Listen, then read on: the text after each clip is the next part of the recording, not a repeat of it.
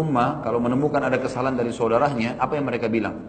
Kalau saya menemukan, kata sebagian ulama salaf ya, kalau saya menemukan ada seorang muslim di atas bukit berteriak dengan suara keras, dia mengatakan ana rabbukumul a'la. Tahu apa artinya? Saya Tuhan kalian yang paling tinggi. Seperti perkataannya Fir'aun. Kalau saya lihat seorang muslim di atas bukit teriak dengan suara keras, saya Tuhan kalian yang maha tinggi, maka saya akan berkata, saudaraku sedang membaca ayat. Saudaraku sedang membaca ayat, bukan dia mengaku Tuhan. Bayangin. Kalau ada di antara saudaraku muslim, di jenggotnya jelas-jelas dibasahi dengan khamr. Biasanya orang kalau minum tumpah di jenggotnya kalau jenggotnya panjang.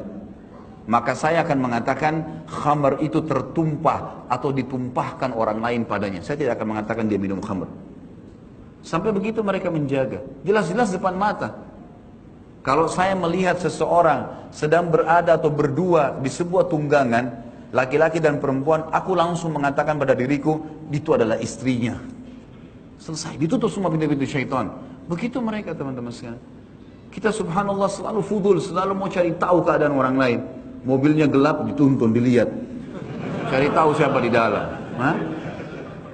Ada kerjaan. Sedangkan kalau kelihatan saja langsung sangka baik, apalagi sengaja mencari-cari. Ya? Untuk apa nih teman-teman sekalian? Nggak boleh kan gitu. Jadi bayangkan mereka begitu ya, sampai khamar. Bagaimana kalau di mall sini misalnya orang lewat di sana ada karaoke? Kalau saya lewat depan situ kira-kira antum kira apa? Hah? Kalau orang yang pikirannya tidak benar, kayaknya Khalid Basalamah dari masuk tuh di dalam. Saya nggak pernah masuk. Jalannya memang lewat situ. Kalau pas lewat gimana? Mungkin saja. Bayangkan ya, khamr jelas di jenggotnya basah, oh itu ditumpahkan pada jenggot. Jalan satu tunggangan bersama perempuan, oh itu istrinya. Kecuali jelas-jelas kita tahu itu kemungkaran, wajib kita ingkar mungkar. Hukum zahirnya sangka baik. Hukum zahirnya sangka baik. Apa kata Nabi SAW? Janganlah seseorang di antara kalian menceritakan kekurangan atau kesalahan sahabat-sahabatku, karena aku ingin keluar bertemu dengan mereka dalam kondisi dadaku lapang. Nggak ada masalah sama mereka.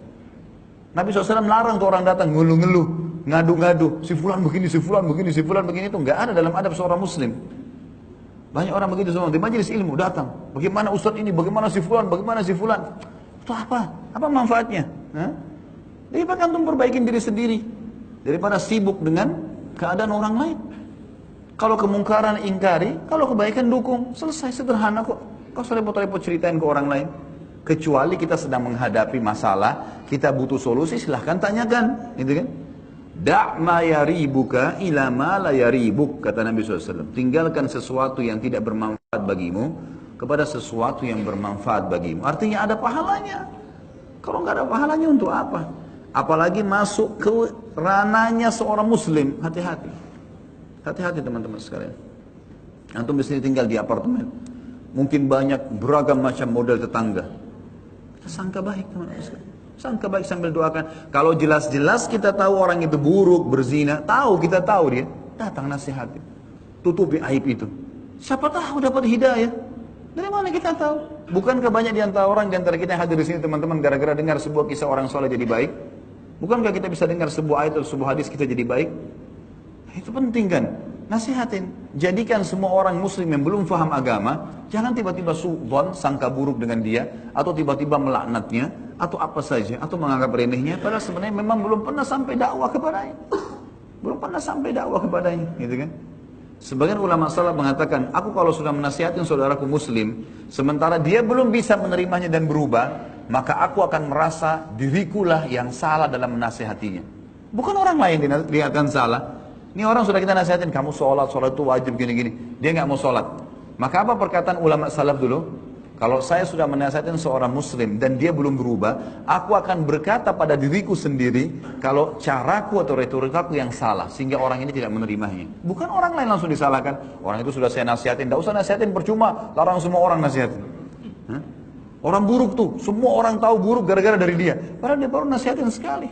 2 kali, 3 kali, 100 kali. Nabi Nuh AS berdakwah 950 tahun, sabar, gitu kan? Harus begitu teman-teman sekalian.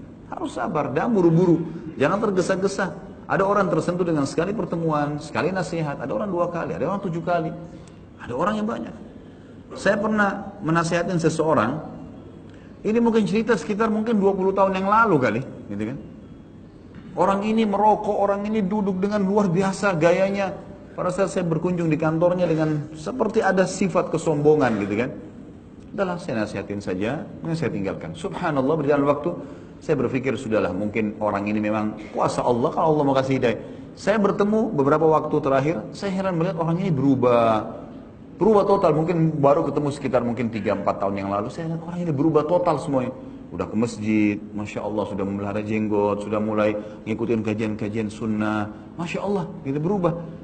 Jadi saya berpikir memang orang tidak mungkin sekali 2 kali atau mungkin tidak sehari 2 hari. Mungkin seminggu dia renungi, mungkin ada kasus terjadi dalam hidupnya lalu dia mengingat nasihat kita. Allahu a'lam, kita nggak tahu. Tugas kita hanya bersangka baik, tugas kita hanya berusaha untuk menutupi aib seorang muslim, ya, dan seterusnya.